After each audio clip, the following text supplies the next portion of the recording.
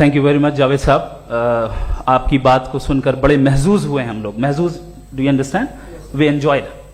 Okay, अब थोड़ा सा लॉजिकली उसको हम लोग देखते हैं. दरअसल हम लोगों ने कल गुजारिश की थी मुफ्ती साहब से भी, जावेद साहब से भी, कि हिंदुस्तानी जबान आम फहम सबको समझ में आ जाए और जहां कहीं आप मुश्किल शब्द इस्तेमाल करें वहां बताते भी चलें. Thank you.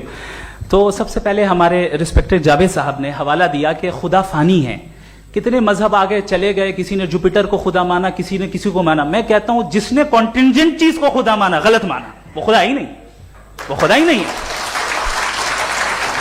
हम तो नेसेसरी बीइंग को साबित करने बैठे हैं, वो नेसेसरी कॉज जो इटरनल है, जो अबदी भी है और अजली भी है. हम किसी और को साबित करने नहीं बैठे. दूसरी चीज उन्होंने कहा कि फेथ एंड बिलीफ, ये एक ऐसी डेफिनेशन है फेथ की जो इन्होंने पहली मर्तबा पेश की है, या माफ कीजिएगा इन्होंने पहली मर्तबा पेश नहीं की है, रिचर्ड डॉकिंस ने पहली मर्तबा पेश की है. मुझे मालूम है ये सोर्स कहां से है. एपिस्टेमोलॉजिकली फेथ और बिलीफ का फर्क आप इस तरह नहीं कर सकते सर. फेथ सही भी होता है, गलत भी होता है. बिलीफ सही भी होता है, गलत भी होता है. जो लॉजिक, रीजन और एविडेंस से बैक्ड होगा वो फेथ सही होगा. और आप जिस फेथ की बात कर रहे हैं कि इलॉजिकल है और उसके पीछे नहीं है, तो we are on the same page. हम नहीं मानते उस फेथ को. जो फेथ ऐसा हो जिसके पीछे कोई लॉजिक ना हो, एविडेंस ना हो, हम नहीं मानते. हम तो उस फेथ के कायल हैं जिसके पीछे लॉजिक हो और एविडेंस हो. तो बिलीफ सही भी होता है, गलत भी होता है, फेथ भी सही होता है और गलत भी होता है. तो आज फेथ और बिलीफ के डिफरेंस पे बात नहीं हो रही है. आज आप चाहे फेथ एक्सेप्ट कर लें या बिलीफ एक्सेप्ट कर लें, आज ये बात होगी कि ट्रूथ क्या है. चाहे ट्रू बिलीफ सही है या ट्रू फेथ सही है, और फॉल्स फेथ क्या है और फॉल्स बिलीफ क्या है, बात इस पे हो रही. दूसरी चीज इन्होंने पूछा स्टुपिडिटी फिर क्या है. अगर फेथ, रिलीजन स्टुपिडिटी नहीं है तो और क्या है. चूंकि फेथ का मुतालबा करते हैं तो स्टुपिडिटी क्या है. मैं कहता हूं स्टुपिडिटी एथिज्म है. उसकी वजह यह है कि आप एक सड़क पे जा रहे हो और आप किसी गार्डन में जाएं और देखें वहां लिखा है फूलों के साथ, I love Javed Akhtar, and I really do, I love you sir. So जब आप वहां पर पहुंचे तो वहां पहुंचकर अब ये बताएं, क्या आप ये कहेंगे वाह व्हाट अ नेचुरल सिलेक्शन, ये क्या नेचुरल सिलेक्शन है? नहीं, ये प्रिसाइजली डिजाइंड है, इसके पीछे डिजाइनर है. लिहाजा अगर कोई एक ऐसी कॉमन सेंस की बात को कबूल नहीं कर रहा है कि यूनिवर्स जो इतने प्रिसाइजली काम कर रहा है, हम कह दें कि खुद ब खुद बन गई, मैं समझता हूं इससे बड़ी स्टुपिडिटी और कुछ नहीं है. ये इरैशनल चीज है.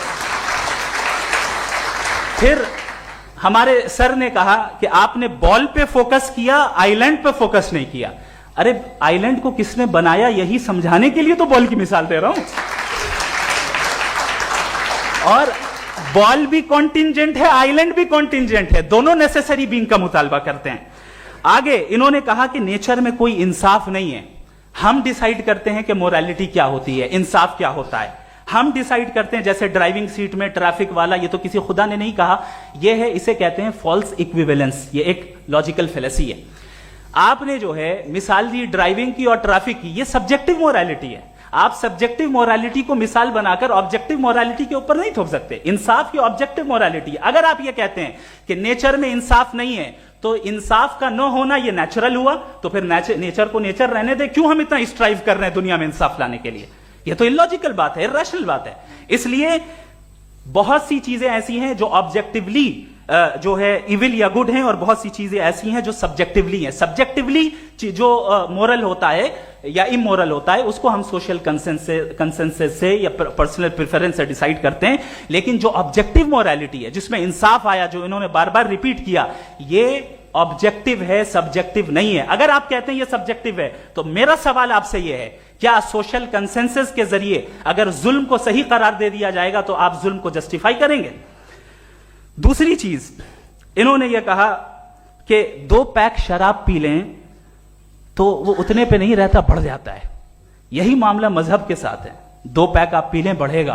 तो ये एक ऐसी मिसाल है, इसको कहीं भी फिट कर लें कि आप एथिज्म पे जब फिट करें, जब आप 2 पैक एथिज्म का लेंगे ना तो वो बढ़ बढ़ के नॉर्थ कोरिया बनेगा. Thank you.